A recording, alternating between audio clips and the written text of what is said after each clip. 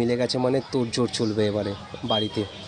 বাচ্চা মানে তো ভগবান, ওদের তো দেখে খুবই মানে মন শান্তি।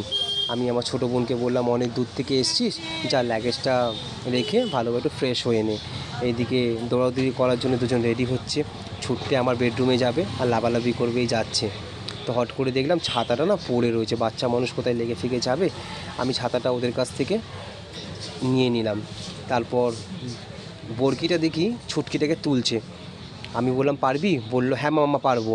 তো অবশেষে দেখলাম বরকি ছুটকিকে তুলেই দিল, মানে রেডি হচ্ছে ফাইনালি উঠে লাফালাফি করবে। ও ওকে ডাকছে, দেখো না যে দিদি আয় দিদি আয়। তো ড্রেস ফ্রেস চেঞ্জ করে ফ্রেশ হয়ে যখন দোকানে এসে বসবো তো দেখি দুজন রেডি। তার মধ্যে আমি দুটো চিপস কিনে দিলাম, বললো মামা খাবো, আবার হ্যাপিও দেখাচ্ছে তোমাদেরকে। দেখো দুপুরের লাঞ্চ রেডি, তো সবাই মিলে একসাথে খেতে বসবো। আজকের দিনটা ভালো কাটালাম তোমাদের সাথে, তোমরা